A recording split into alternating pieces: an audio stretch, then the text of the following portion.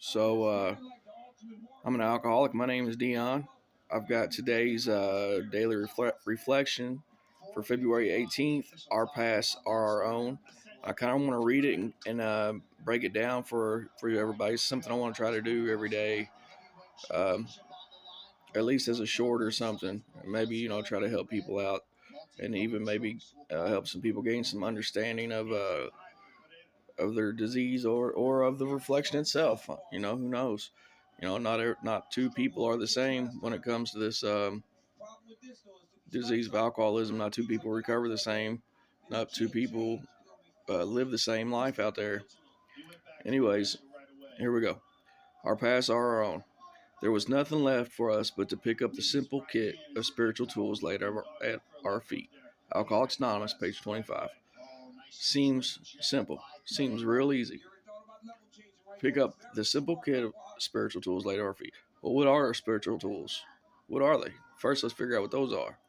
I'd say that starting off, I would say that our principles, the principle behind each step is a tool, right? So we got hope, honesty, brotherly love. I think integrity is another good one that's on there. There's 12, but I can't remember all of them right out the gate. But the point I'm trying to make is this: those principles, when we start living by those principles and they start guiding us in our everyday life, then they start changing who we are and they become characteristics, right? So we start living, utilizing honesty in our everyday life, and we start becoming a more honest person, right? We start utilizing loyalty in our everyday life, and we start becoming a more loyal person, right? So those characteristics uh, create change in our life, and for the better. We start becoming more in tune with God. We start walking a better path with God, and everything starts lining up with the God consciousness, the God complex, right? Other spiritual tools we have is prayer, meditation, church, um, the Bible, support groups, um, anything that helps you in your day to day when it comes to recovering or just even dealing with fear and anger in everyday life. Um, those are spiritual tools as well. That doesn't have to just necessarily focus on alcoholism and recovery. It can be, anything that takes you out of your God consciousness, that takes that peace away from you.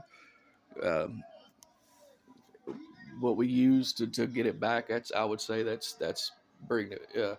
That's putting it back in our God complex, our God conscious. My bad. Anyways, my first attempt at the steps was one of obligation and necessity, which resulted in a deep feeling of discouragement in the face of all those adverbs: courageously, completely, humbly, directly, and only. So to me, that means first attempts at the steps was one of obligation and necessity. That's kind of like going to sobriety to get the PO off your back, because you got to be there. You're obligated to be there, and that's kind of, I think, a lot of people's first attempts are that way. It's through obligation or necessity. Um, it ain't because they choose to. When we're getting high, it feels like we got a good thing going, even though it's really not, and we don't want to, no matter how bad we've been licked out there. I know I didn't. That was my best friend.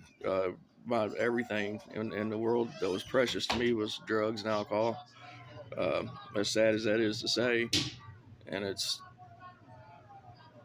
still something that you miss. Still something I miss. Anyways, uh, I consider Bill W. fortunate to have gone through such a major, even sensational spiritual experience. I had to discover as time went on that my path was my own. Spiritual awakenings.